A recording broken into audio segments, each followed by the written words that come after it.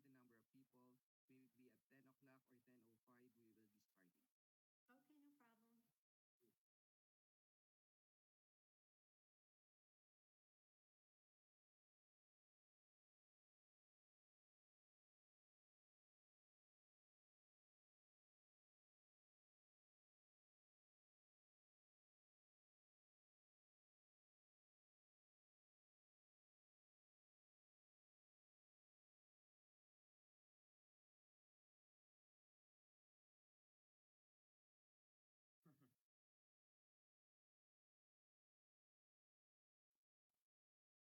Expecting hundreds. Yeah. Ano yun? What is that? Sorry.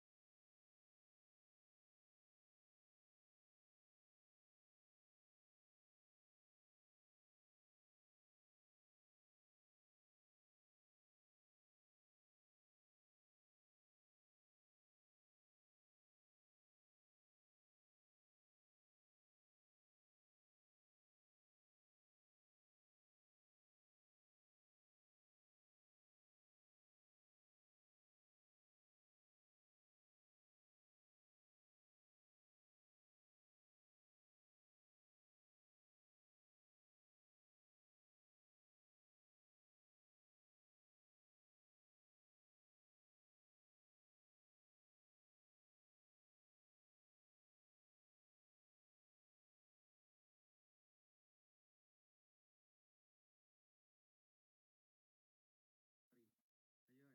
Kapag sinabi ko na today we will be, sorry, we will be having three sessions here for today. So pakilagay na yung screen. Di ba pag sinabi ko yung three sessions aired for today, the topics and schedules are now presented on your screen.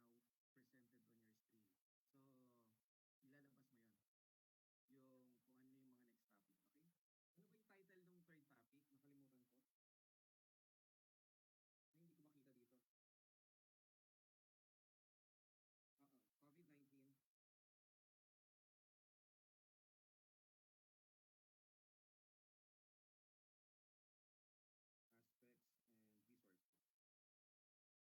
resources.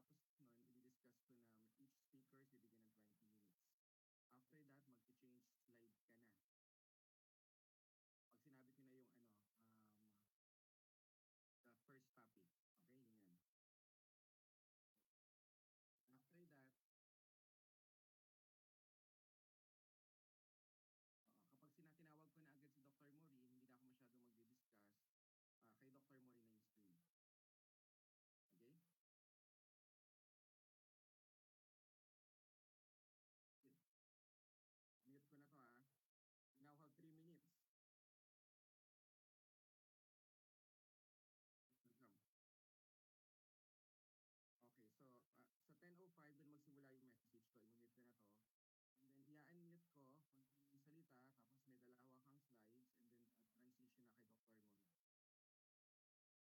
Yes. Elaine, please prepare the question ah. Kung hindi man, i-message mo ako privately dito sa aking ano. What, ikaw lang ang bubuksan ko yung ano, na chat. Okay? Please, no? So we will do this so that many people will be engaged to biosafety and biosecurity during a time of outbreak. Marami pong hindi nakakita in biosafety and then they compromise safety. So they are our inspiration and we hope that we are going to get the message across. Thank you very much, Dr. Maureen, for this and the team. So, I don't know kung mag-pray tayo, pero basically, this is for the people. Okay? Thank you.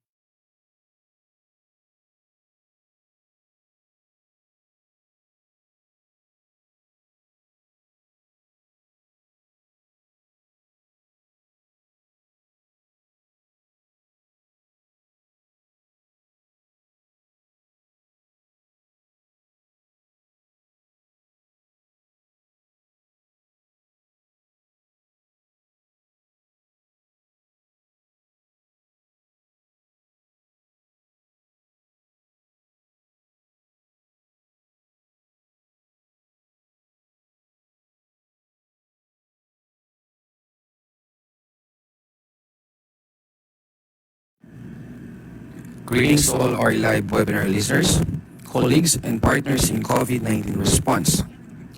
Mabuhay and welcome to RATM BRMO Biosafety Exchange webinar series. Coronavirus disease 2019 or COVID-19 pandemic has unmasked the need to establish and capacitate laboratories as a strategy to end the spread of infection. Standard testing procedures to detect severe acute respiratory syndrome coronavirus 2 or SARS-CoV-2 requires strict compliance to the principles and practices of biosafety and biosecurity. The need to build a COVID-19 testing laboratory and establish essential skills in a limited period and resource setting is challenging. However, it should not compromise biosafety and biosecurity. RATM BRMO Biosafety Exchange is offered by the Biorisk Management Office of RATM to provide information on best laboratory biosafety practices and updates. This webinar series aims to correct commonly misunderstood concepts, restore neglected biosafety practices, standardize laboratory approach and procedures, and provide global updates on this pandemic. This is intended for laboratory professionals currently engaged in COVID-19 response, educators and laboratories who are currently preparing to be a COVID-19 testing laboratory. We hope that you will grab the opportunity to learn from experts, share experience and solutions to local challenges, and promote a culture of biosafety and biosecurity in your workplace. We thank the speakers, our partners behind Biosafety Exchange webinar series, and you, our listeners, for your time and participation. Together, we are bigger than a pathogen.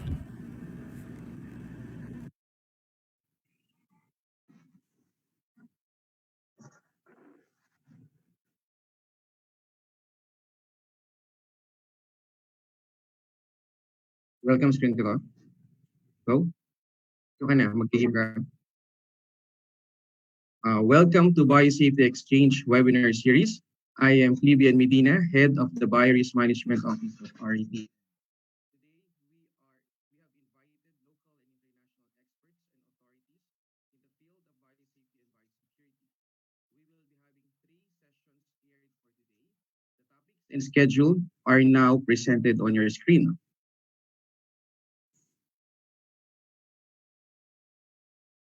Each Each speakers will be providing at least 20 minutes of lecture presentation. It will be followed by discussions of questions streamed by Facebook Live using BRMO Facebook page.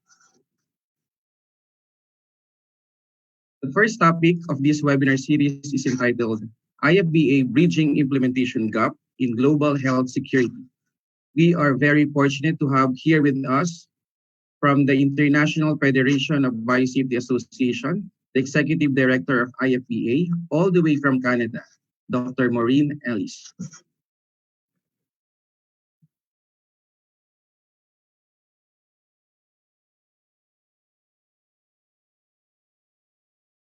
much, Ian. I'm really pleased to be here with all of you in the Philippines. It's nighttime here, but I know it's morning there. So thank you very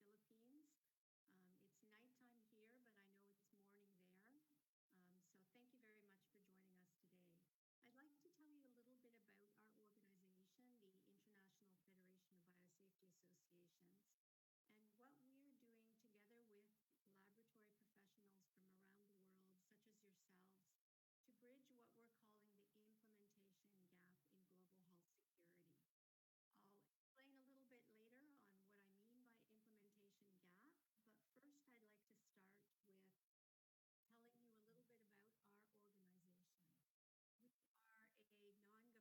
on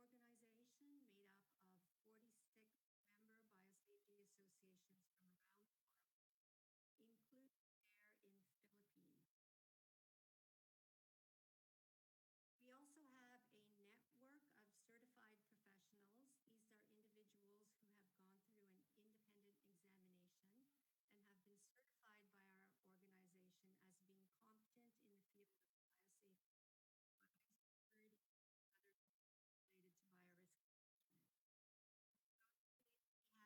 biosafety associations from around the world, including there in Philippines. We also have a network of certified professionals. These are individuals who have gone through an independent examination and have been certified by our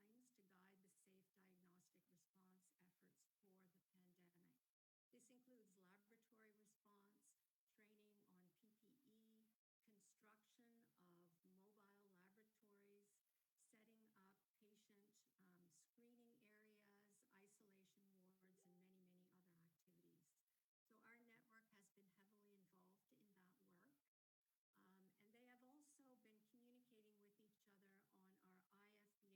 many, many other activities. So our network has been heavily involved in that work. And they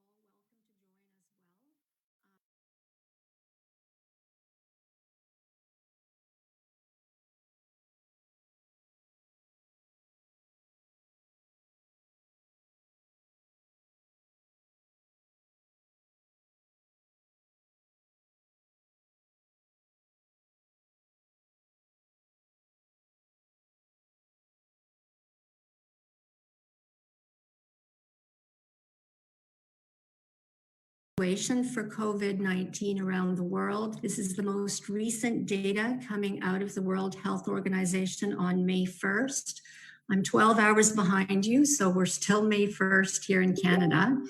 I have the data here from WHO showing globally over 3 million cases with over 224,000 deaths.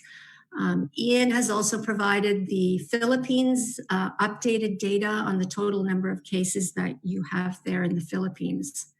But what many countries are doing now is trying to see what the next phase of the response may be. Looking at the epidemiological curve, we can start to see a shift in the shape of the curve at this time. So many countries are starting to now develop what their reopening strategy is going to be. How are these countries going to be transitioning out of lockdown? And what's most important is for our laboratory professionals around the world, we know that testing will continue to be a key element of the response during all of our reopening planning as well. We need to ensure when we are relaxing some of our social distancing and other protocols in place that we have sufficient capacity to identify, isolate, test, and treat all of the cases that may continue to come up. So testing and working in the laboratories will be a key component of the reopening strategy. I know many of you are involved in the diagnostics with respect to the response element, and I wanted to make sure that you were aware of the Foundation for Innovative New Diagnostics FIND, who are working with the WHO to accelerate the development and access to diagnostics, and also to provide you with up-to-date information on diagnostic tests and testing.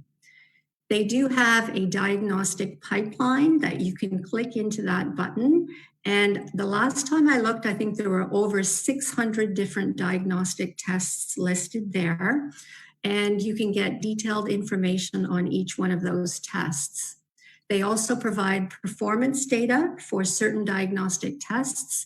And they also give you sample diagnostic use cases to try and decide what your testing strategy might be and what type of test would be the most recommended under certain use conditions. So if you go to FIND's website, I've given you the link there, you can get a lot of information on the diagnostic element of the response. They're also conducting independent evaluations of these tests to give you some idea of the sensitivity, the specificity. And you can go into their website and search their database and see what tests have gone through the testing to date and what kind of information is available to you. And then finally, they also have an interactive map on the current testing situation worldwide. So you can see how many tests are being conducted around the world, how many are positive, and other types of data on the current situation worldwide for testing. So if you're interested in learning more about the various options for diagnostic tests, or you have questions on diagnostic tests, I would highly recommend seeing if those are listed there in FIND's diagnostic pipeline. Now, for us in the laboratory, biosafety, of course, is a key component in addition to performing your diagnostics. But in order to begin developing our biosafety protocols, we need to have a good understanding of the characteristics of the virus and what those characteristics, how do those characteristics apply in terms of a biosafety risk assessment. So there's some information that we know, some information is still being studied. So I'd like to just go through some of the information and some of the details that will help you in performing your biosafety risk assessments when developing your biosafety program. So we know that SARS-CoV RNA has been, We know that SARS-CoV RNA has been detected in upper and lower respiratory tract specimens. And we know that the virus has been isolated from these specimens as well. We also know that SARS-CoV RNA has been detected in blood and stool specimens, and that the virus has been isolated in cell culture from stool of some patients. But the exact duration of RNA detection in these specimens is still being studied, probably several weeks or longer, but more information will become available as more studies are done. With respect to transmission, of course, we know that respiratory droplets, direct close contact with an infected person, or coming into contact with objects with which the infected person has come into contact with, are your main sources of transmission. There's a lot of discussion now with respect to airborne transmission and whether or not it can be carried through the ventilation systems in droplet nuclei. It's not a significant route of normal transmission, but in certain conditions in the laboratory, depending what your procedures are, aerosols could be generated and could remain in the air for a long time, and hence the need to do your risk assessment and use biological safety cabinets as appropriate. Now, what about survival of the pathogen?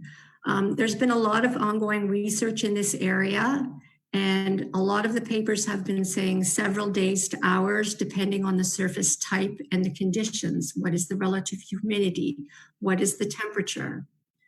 One particular study that was done said that the virus was able to survive up to 4 hours on copper, 24 hours on cardboard, and up to 2 to 3 days on plastic and stainless steel.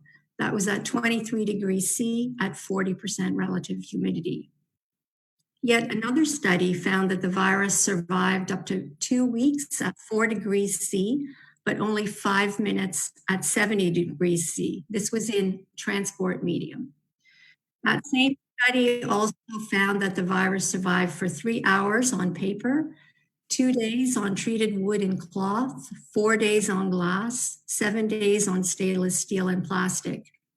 But what was most interesting is that they concluded and found that a detectable level of infectious virus could still be present on the outer layer of a surgical mask after 7 days. Now, with respect to disinfectants, this is an enveloped virus, so it's generally susceptible to many disinfectants commonly used in the lab that you're very familiar with, 70% ethanol, sodium hypochlorite, for example. There's been a lot of research and work done on disinfection and reuse of surgical masks and respirators. And we know that vapor phase hydrogen peroxide, 70 degrees Celsius and UV can be used, but spraying with ethanol and other disinfectants will damage the integrity of the respirators. So the WHO has provided a lot of different guidelines with respect to handling of the coronavirus, and they do have specific biosafety guidelines for coronavirus. Now, their guidelines follow a risk-based approach that is going to be outlined in their new 4th edition of the Laboratory Biosafety Manual. Traditionally, we're used to having the Laboratory Biosafety Manual give us 4 different biosafety levels, BSL 1, 2, 3, and 4. But this approach is being changed to a new risk-based approach. The biosafety levels will no longer exist. The risk groups will no longer exist. We're going to be moving towards core requirements, which are basic requirements for all laboratories, complemented by a set of heightened control measures. These are additional measures that you put in place, or even maximum containment measures, depending on your local risk assessment. So you're not going to be given a specific description of a BSL-2 laboratory. You're going to be developing that description yourself based on your own risk assessment. So in the WHO biosafety guidance for COVID-19, they do have the core requirements and the heightened control measures. So if you look at that document carefully, you can see what kinds of examples they've presented for you for these core requirements and heightened control measures. But basically, it will be up to the individual laboratory to go through that document, to go through their own procedures and conduct a risk assessment to determine the specific procedures for their laboratory.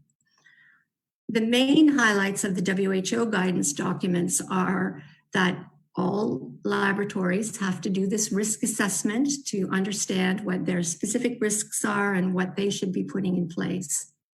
But that initial processing of specimens before inactivation should take place in a biosafety cabinet or a primary containment device. Molecular work can be conducted in a BSL-2 laboratory for diagnostic work. But any propagative work, growing the virus, cell culture, needs to be conducted at the equivalent of what we typically know as a biosafety level 3 laboratory. And in addition, they give you recommendations for appropriate disinfection, waste disposal, transportation of the specimens as well. In the appendices of the biosafety guidance provided by WHO, you'll find this chart as well, which is there to aid you in conducting your own risk assessment, where you will answer a series of questions related to each particular procedure in the laboratory. What is the likelihood of an exposure or a release or an event from this particular procedure? And if this event were to happen, how severe are the consequences? So they've given you a matrix that you can use and some guidance on how to do this risk assessment in order to pick and choose what procedures you need in your particular laboratory. So as you can see, this new approach requires the biosafety professional, the laboratory staff, to really have a good understanding of the basics and to be able to critically think and make sound judgments about the risks and the procedures that need to be put in place in order to mitigate those risks. It's no longer being provided to you in a cookbook. It will be something that you develop specific for your own laboratory. So as an example, this is an example of the risk-based approach put out by RITM for handling coronavirus. Here you can see a basic laboratory with a shopping list of enhancements that they're recommended for the BSL-2 facility.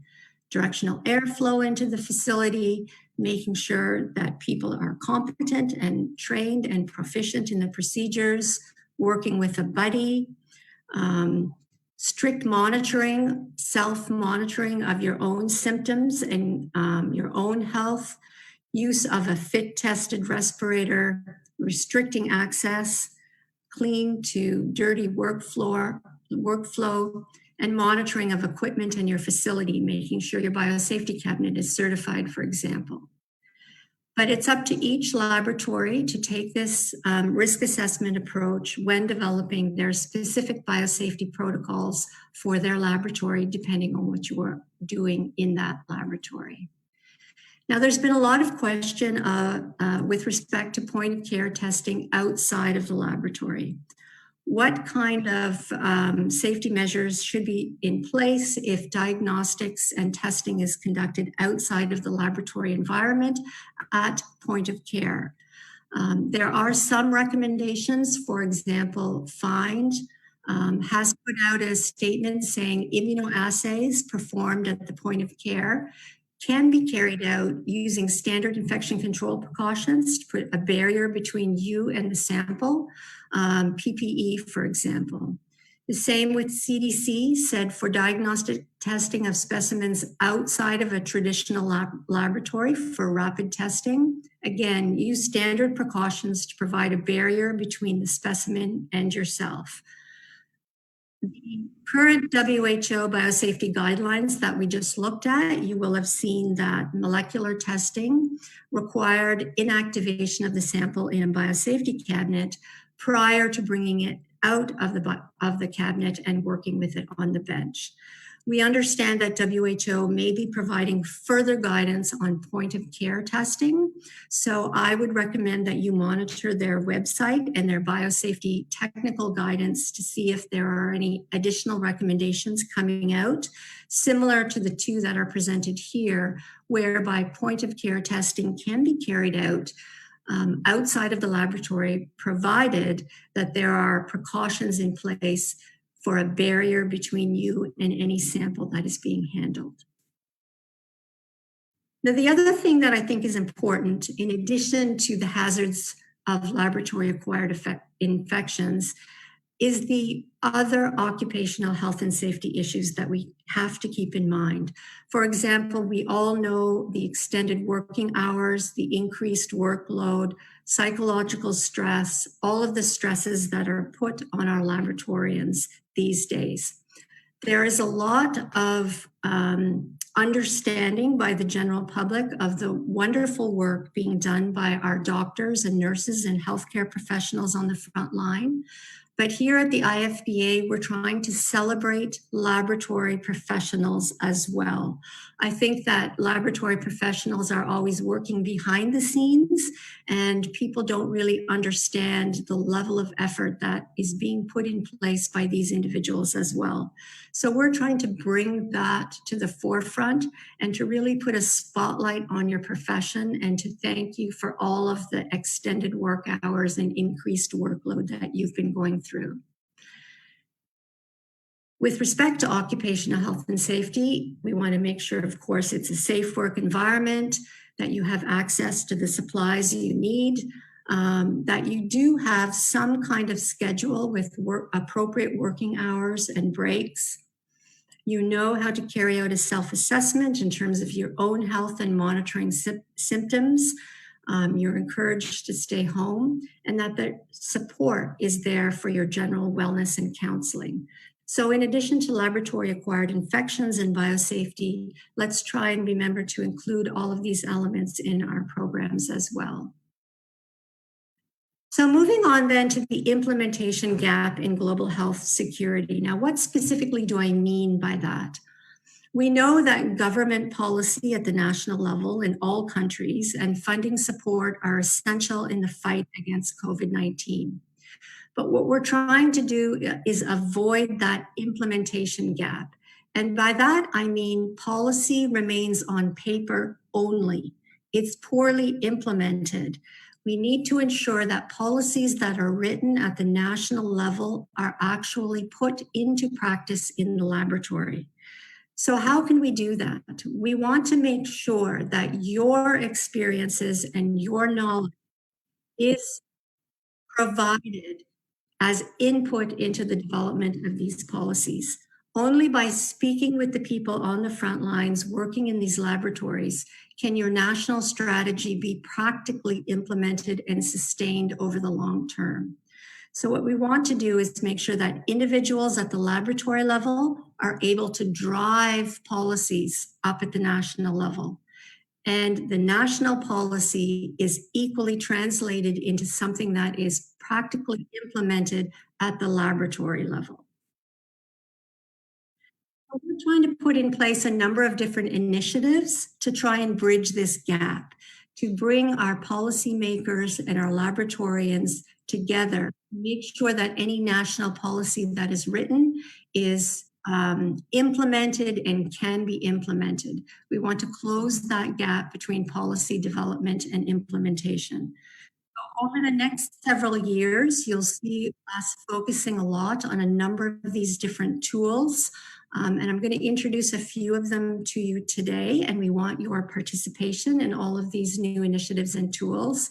And as the time goes by throughout this year and next, we will be introducing more and more of these tools. So one of them is our IFBA Global Mentorship Program, whereby junior biosafety professionals or laboratory technicians are working with their peers on an individual mentorship program.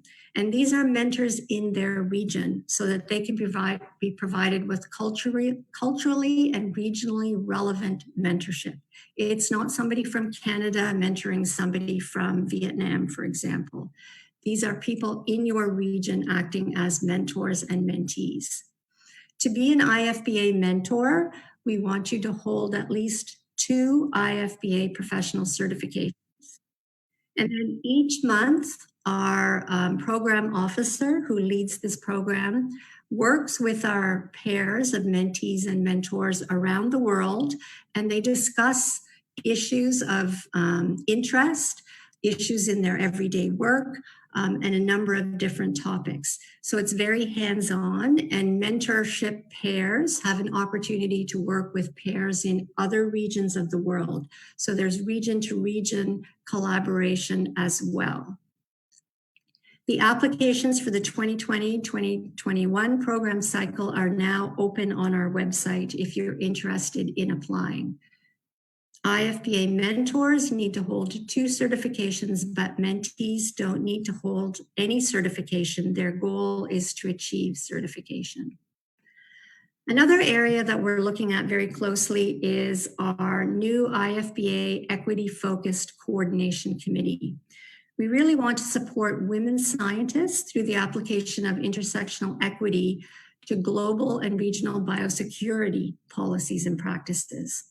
So right now we're developing this new committee framework. It's being spearheaded by a young scientist, and she has been working very hard on developing the committee framework, defining what kind of individuals should be involved in this.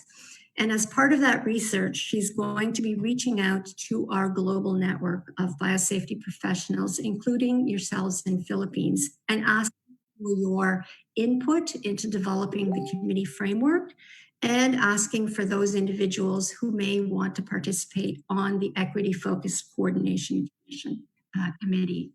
So empowerment of women in biosafety and biosecurity is another one of our key steps to bridging that implementation gap.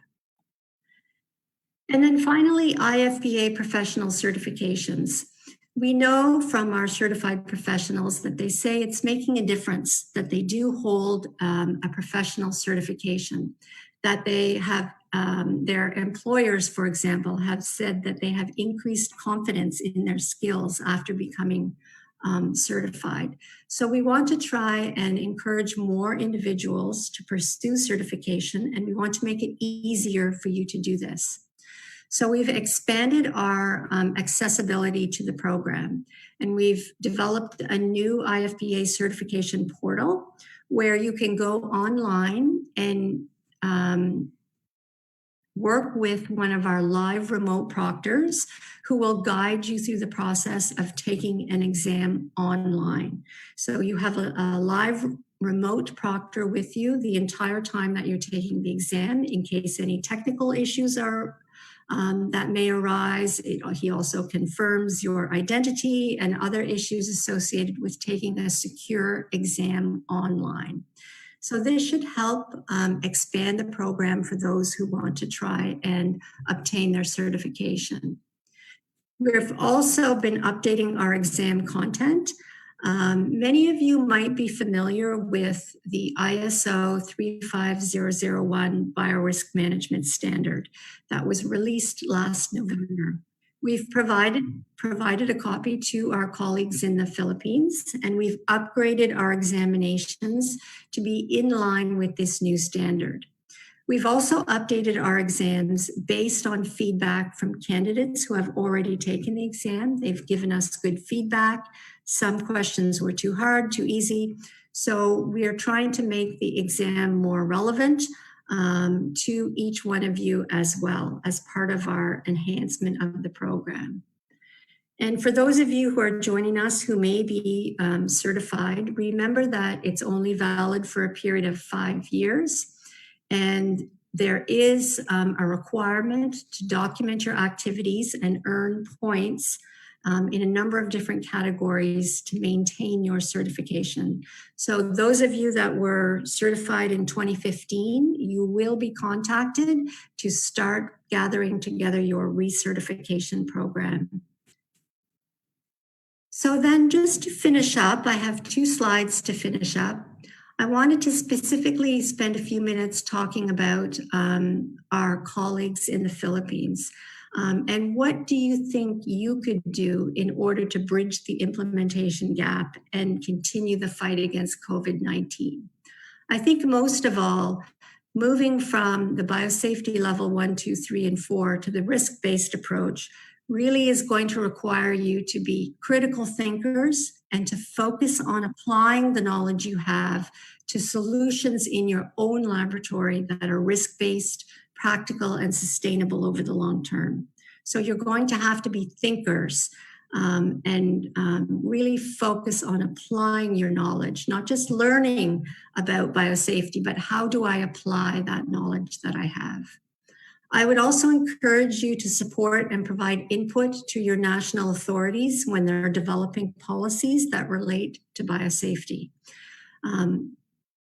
You on the front lines know what is needed, what can be implemented and sustained over the time. So please share those experiences with you and share your experiences with others around the globe through our Facebook group as well, because we really want to have your ideas, your opinions shared with colleagues who are facing the same issues and challenges that you have in your own country.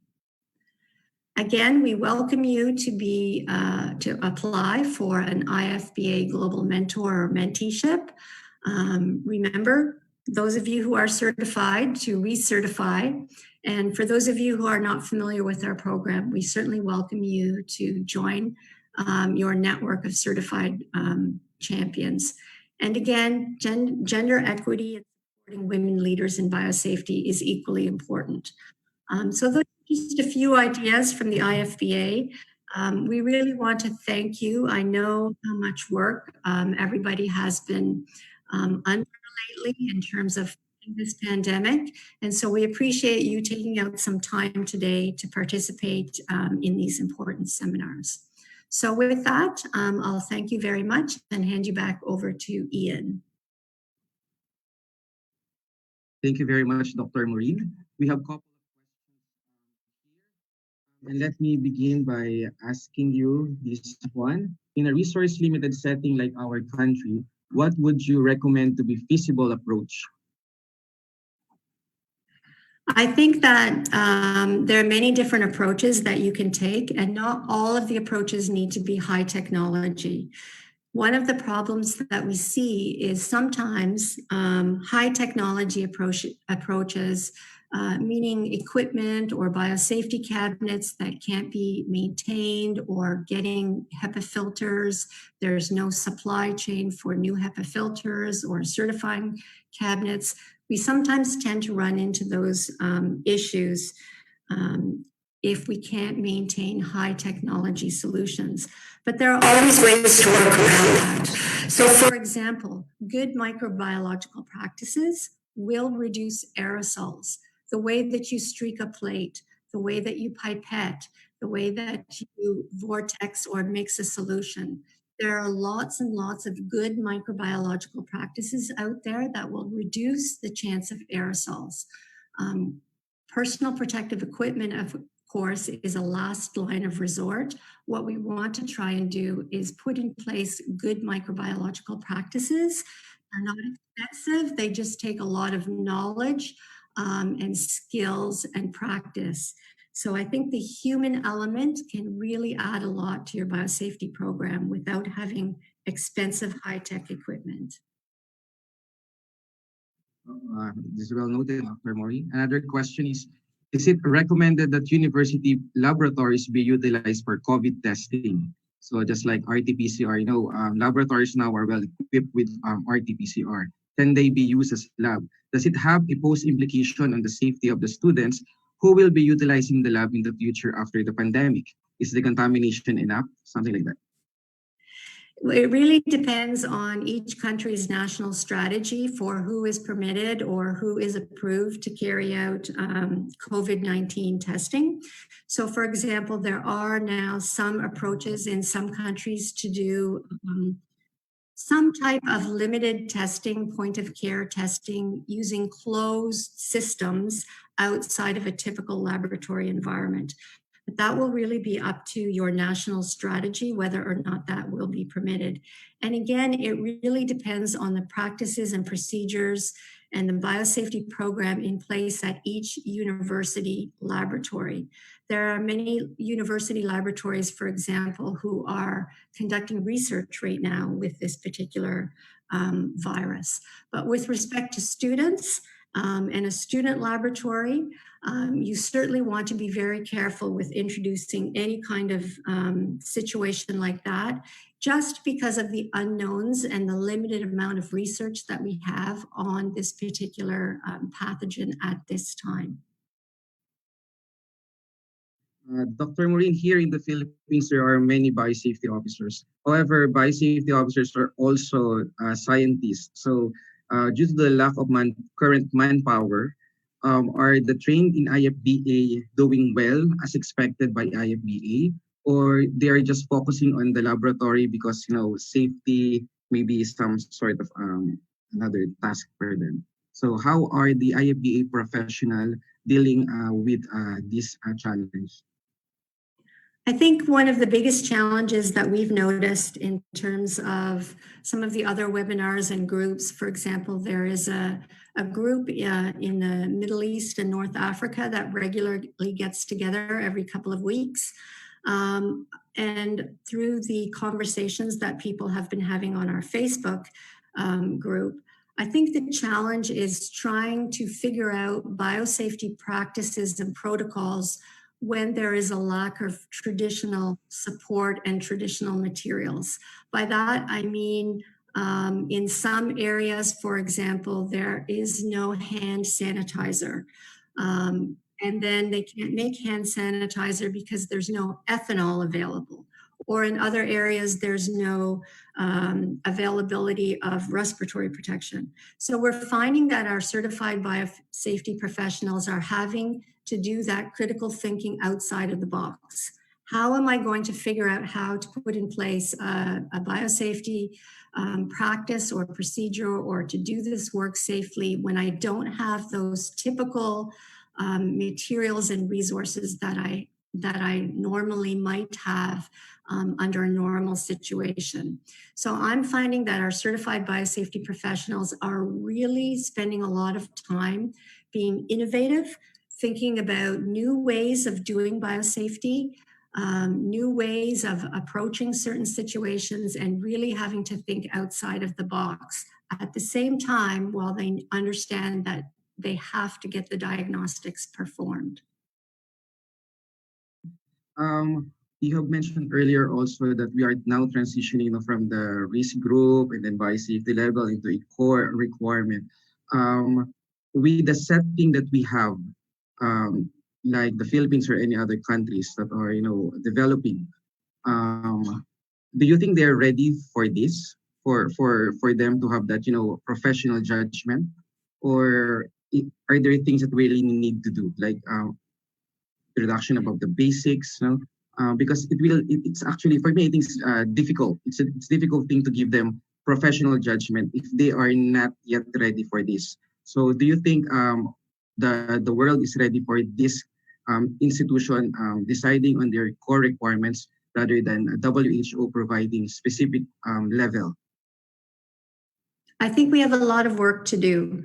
I think at first there's going to be some confusion and some assistance will be needed for sure in many countries around the world. But now is the time that we can start.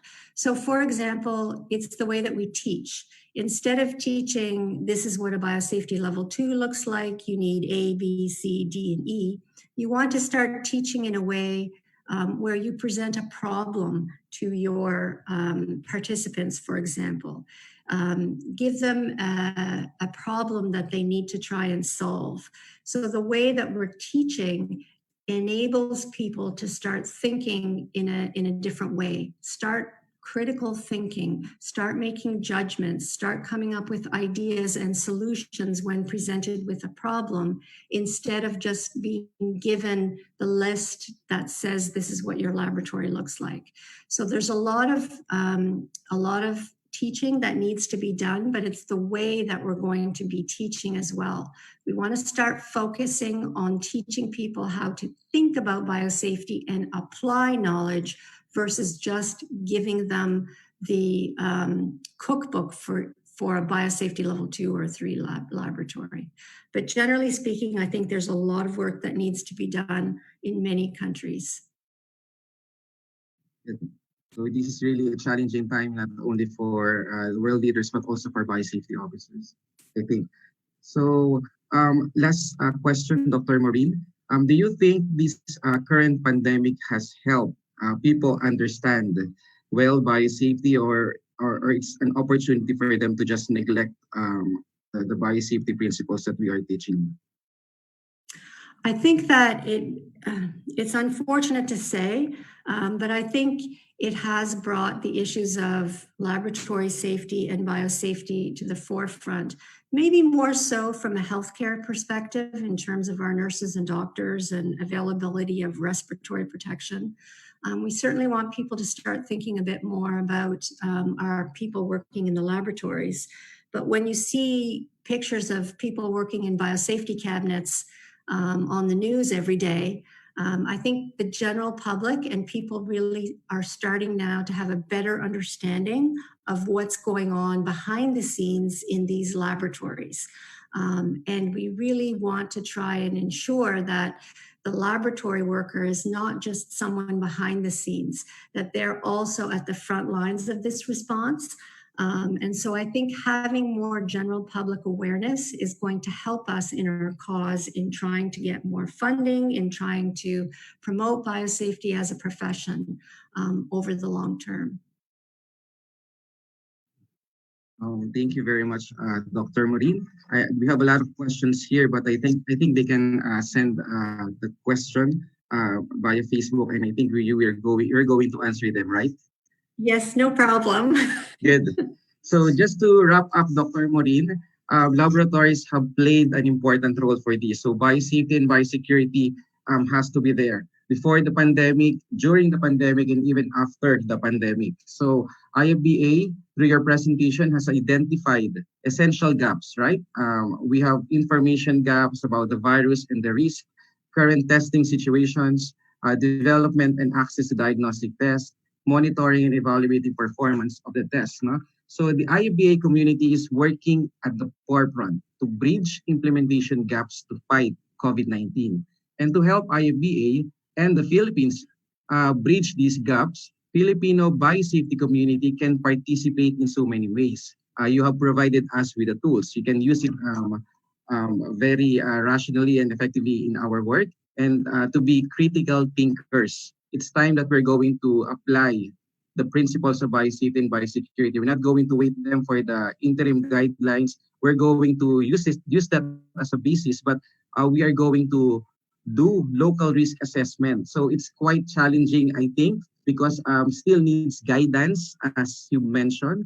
And biosafety professionals that have been trained by IFBA and many organizations around the world can contribute to the global community by sharing the informations. So I urge those who have been certified and helped by IFBA to become IFBA certified professionals like my group in BRMO to be part of the global mentorship program by IFBA.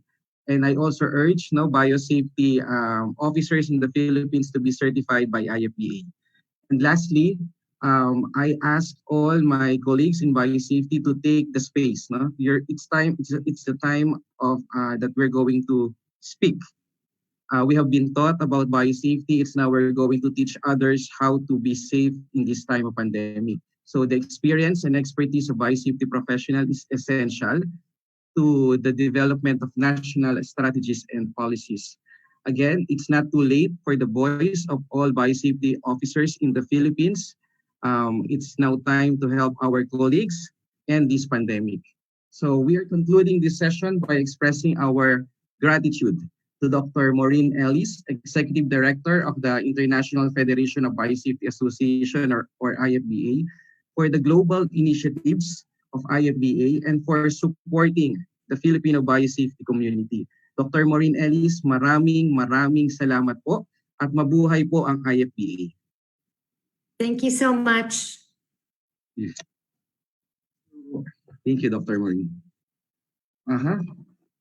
Okay, so to all our Facebook page followers, we are inviting you today, May 2, for sessions 2 and 3 at 1 o'clock and 3 o'clock in the afternoon. So we will be discussing at 1 p.m.